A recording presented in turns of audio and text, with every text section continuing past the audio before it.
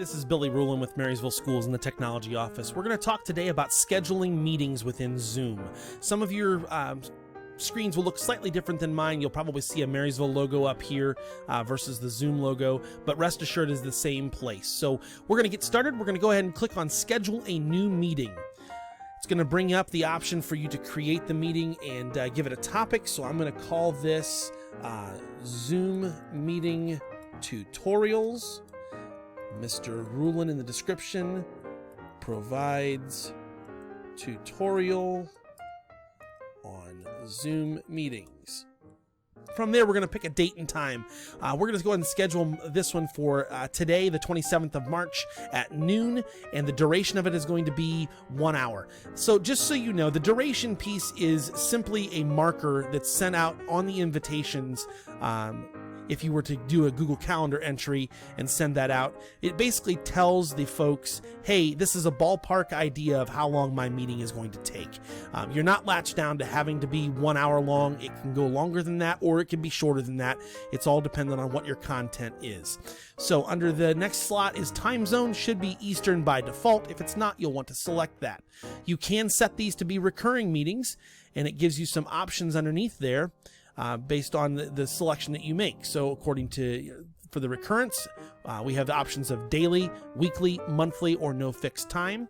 And I do apologize if I rush through things, but I'm trying to keep these videos short. You can pause and go back and review these at any point. You can tell it you want to repeat it every other day, every third day, however often you want, or every day. And then also provide an end date for 2 or after X number of occurrences. So for our instances today, I'm going to turn that recurring meeting off. Registration, you can turn that on if you would like. It would require people to register for the meeting.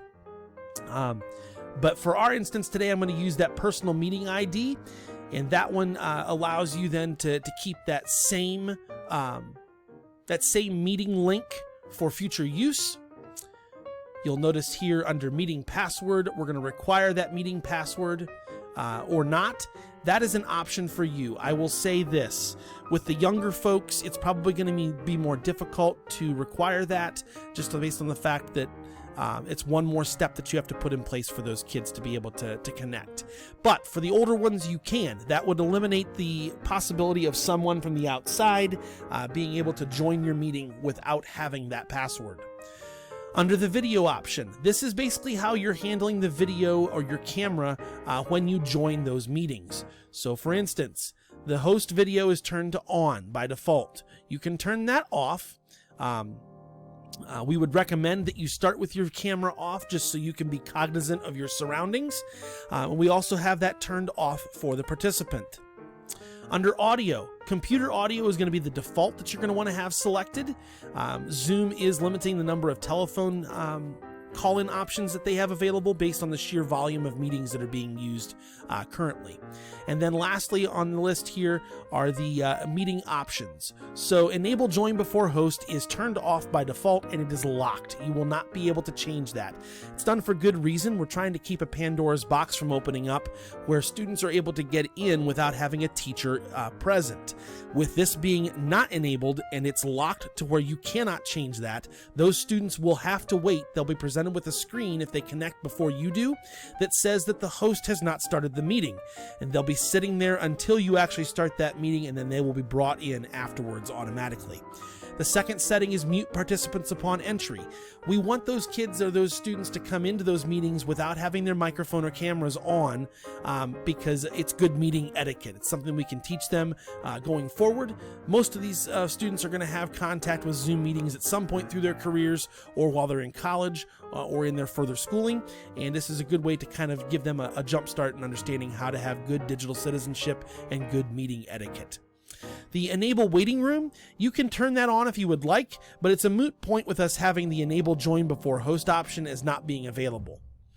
Only authenticated users can join. That needs to be set to off when you're dealing with students because they're not going to be able to create accounts with Zoom. We're trying to limit the possibility of them starting their own rooms, thus creating the situation where they can be unsupervised.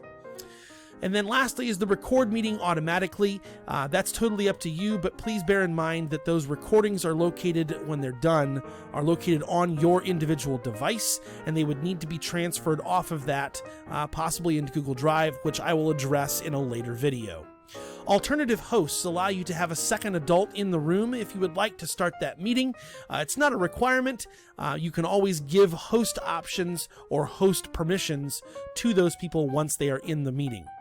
So we're going to go ahead and click save. We're at the 5-minute mark right now, so I want to try to tie this up quickly. A couple of different options. You can share the Google Calendar entry by clicking on Google Calendar. If you haven't enabled it, it will ask you a couple of questions, and then you can save that or invite your guests that way. But I'm going to come back to the Zoom meeting portal here, and then the other option then would be to select and copy your invitation link here, which this join URL, and then provide that either through your UC class page or through Schoology or through an email. And that, folks, in a nutshell, is getting your meeting scheduled. From there, in our next video, we're going to talk about starting the meeting and what you can do once you're in those meetings. Thanks. We'll talk to you soon.